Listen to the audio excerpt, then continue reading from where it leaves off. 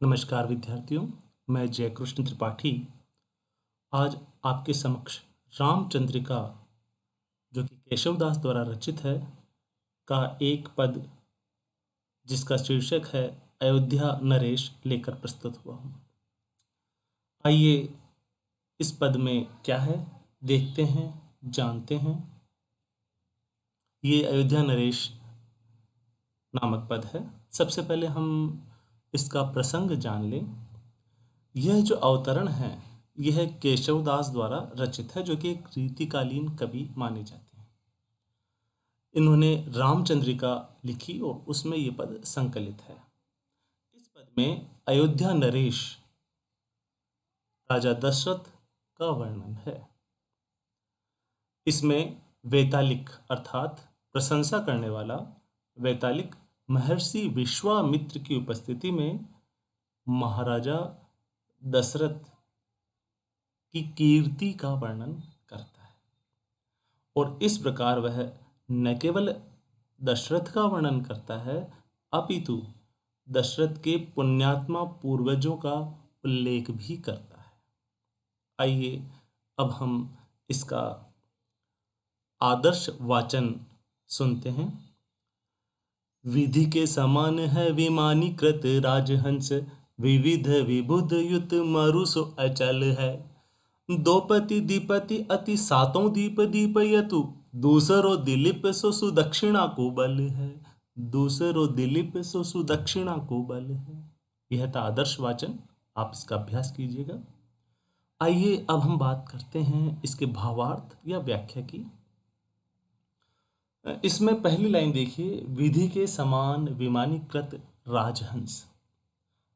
इसमें महाराज दशरथ की प्रशंसा करते हुए कहते हैं कि राजा दशरथ विधि अर्थात ब्रह्मा की तरह विमानीकृत राजहंस अर्थात जिस तरह से ब्रह्मा राजहंस की सवारी करते हैं, ब्रह्मा का विमान राजहंस है, उसी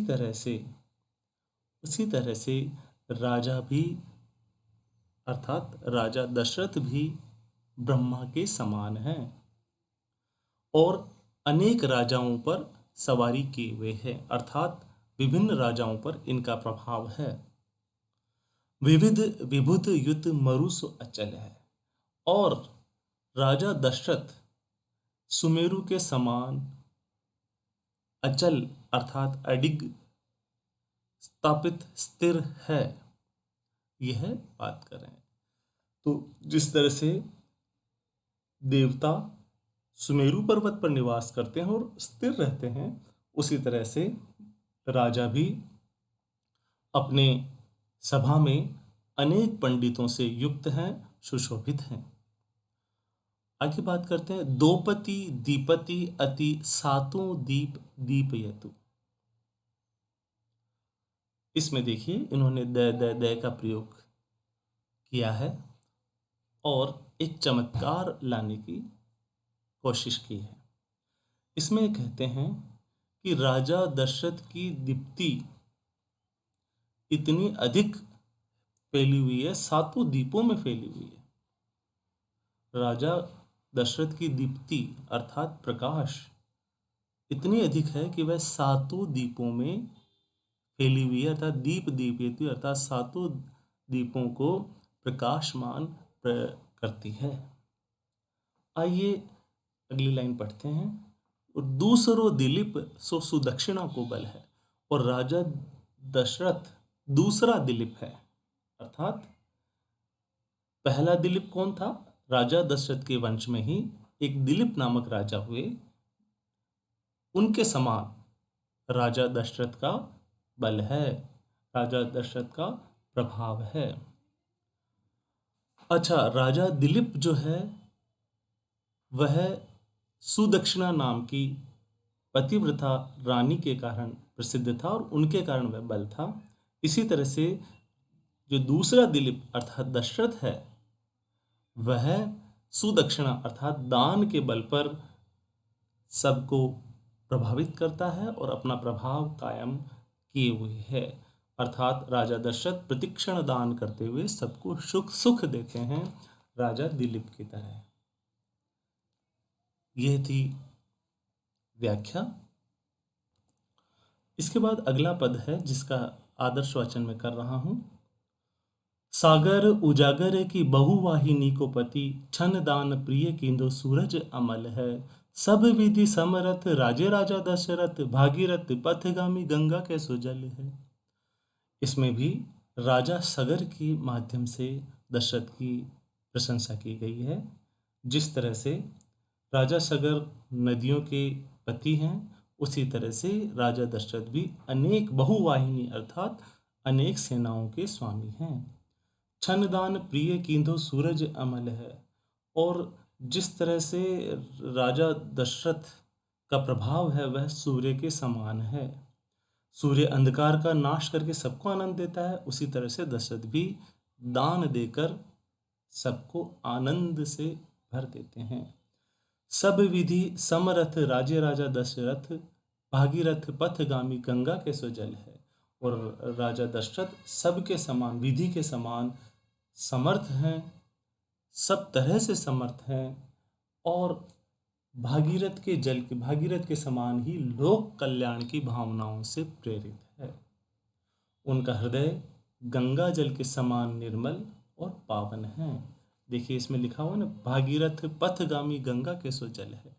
इसमें लिखा नहीं है, आपकी स्क्रीन पर मैं सुना रहा हूँ। भागीरथ पथगामी, भागीरथ के पथ पर चलने वाला, गंगा जैसा निर्मल मन वाला राजा दशरथ है। इस प्रकार कवि ने राजा दशरथ के पूर्वजों अर्थात दिलीप, सगर और भागीरथ का वर्णन करते हुए उनकी दीप्ति को भी, उनके प्रभाव को भी राजा दशरथ के प्रभाव के समान बताया है और राजा दशरथ को उनके समान बताकर उनकी प्रतिष्ठा स्थापित की है। अब हम विशेष बात देखते हैं इस पद के अंतर्गत। विशेष बात यह है कि राजा दशरथ की प्रशस्ति की गई है। 3 अंतरकथाएं आई है। वह है राजा भागीरथ की, राजा सगर की और राजा दिलीप की। इन तीनों अंतरकथाओं को जाने बगैर इसका अर्थ थोड़ा मुश्किल रहेगा। इसमें श्लेष अलंकार है, रूपक अलंकार है, संदेह अलंकार है और उल्लेख अलंकार है। देखिए दूसरो दिलीप सुदक्षिणा को बल है। इसमें देखिए सुदक्षिणा यहाँ 2 चीज है, एक तो दान को बताया गया है और दूसरा सुदक्षिणा दिलीप की पत्नी को बताया गया है। तो दूसरो दिलीप का अर्थ यहाँ पर दशरथ है और एक दिलीप का अर्थ यहाँ पर जो राजा दिलीप हुए थे उनका। और यहाँ सुदक्षिणा का अर्थ भी 2 आता है, एक दान और दूसरा राजा दिलीप की पत्नी। इसी तरह से द का प्रयोग करके अनुप्रास की छटा इन्होंने बांधी है, जो कि चमत्कार वर्णन में सहायक है। और इसमें छन दान प्रिय या विविध या विधि के समान, अब यहाँ देखिए विधि के समान अर्थात ब्रह्मा के समान किसको बताया गया है? ब्रह्मा के समान राजा दशरथ को बताया गया है। तो राजा दशरथ विधि के समान है, उपमा अलंकार साफ साफ दिख रही है, समानता बताई गई है।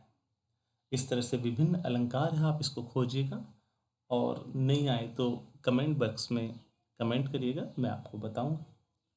धन्यवाद। इस वीडियो को लाइक और सब्सक्राइब जरूर करें।